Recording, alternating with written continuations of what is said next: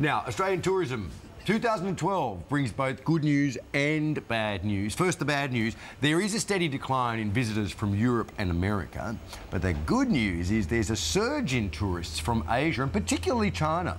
And that means a shift in the way we sell Australia. Our Jessica Rowe with this exclusive insight. Remember this? Come on, come and say g'day. I'll slip an extra shrimp on the barbie for you. Or what about this? So where the bloody hell are you? Well, in 2012, these are the new faces of Australian tourism. Luo and Rainie Yang are two of China's biggest stars. It took a year of convincing, but they're finally here to record a mini-series down under. 当然会有一个很棒的一个剧情的内容的走向之外，当然也是借由剧情去介绍澳大利亚所有的一些可以让大家可以去多去了解的一个地方。但是不刻意的状态下贴近，但我觉得要传达的都还是美丽、希望跟爱。那在这个戏里面会传达这个，我觉得这也代表澳大利亚给大家的感觉。And while most of us will never see any of it, people in China will. Millions of them. Andrew McAvoy from Tourism Australia says it's our fastest growing market. But the growth is coming out of Asia. It is the Asian century. China, 20% growth last year, off the back of 24% growth in 2010, but also growth out of Indonesia, India, Malaysia, Singapore, Vietnam down the track. So the region in which we live is providing more and more visitors, spending more and more money. Celebrity endorsements are nothing new. Even we got in on the act. I thought everybody was watching sunrise. That's what I was doing on the treadmill. There remains debate on whether Oprah's Down Under visit delivered results.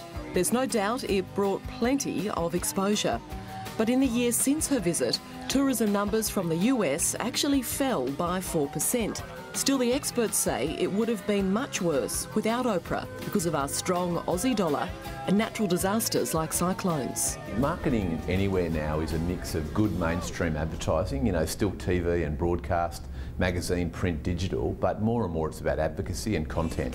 So getting people like Luo and Rainie Yang and previously Oprah Winfrey to talk and write and broadcast about your country is about the most powerful form of advertising or advocacy that you can get. And so is word of mouth. And a tourist still in love with Australia. I always wanted to come to Australia. It makes me dream since I was a kid. Very, very nice. The cities are beautiful, amazing wildlife. We're like the people. It's a pleasant change having sailed through the Midland Far East. It's a very pleasant change to meet the friendly people. Couldn't have been more happy with our trip. We've been here for 2 weeks and not real happy to go home. So. About 6 million tourists visit our shores every year. That's big business. And while some are concerned by recent declines in numbers from Europe and America, consider this. Visits from China are up a remarkable 20%. Little wonder then that local operators are shifting their focus. We've been in existence over 40 years and we've really seen a shift from our core Western markets into the Chinese markets. We now have developed a special product for our lunch and dinner cruise, specifically targeted, called the Phoenix Cruise, targeted for that shorter duration on the harbour, which is what these Chinese tourists are wanting. We also have our own Mandarin-speaking staff. I think Australians talk our country down a lot. I think the world thinks Australia is an incredible destination, amazing. Often it's the time cost and distance barriers that maybe get in our way. But in Asia, they're less a factor because it is a one-stop flight.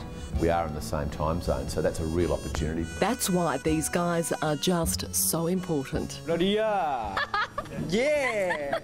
Hello, this is Rainie Yang. I love Australia. Come back. Okay, bye-bye. You scared me. Touch my heart.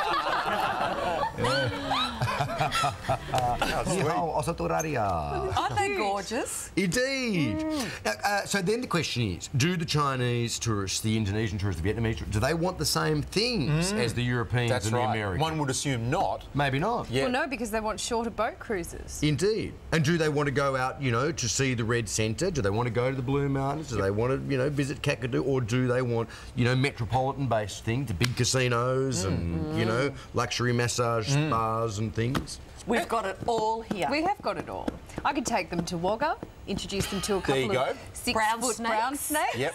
I'm sure they'd love that. A gazillion mosquitoes. Show them everything Spiders. Australia has to Lots offer. of webs, spider webs. Tell them those brown snakes are an impotence cure. Stop. Actually.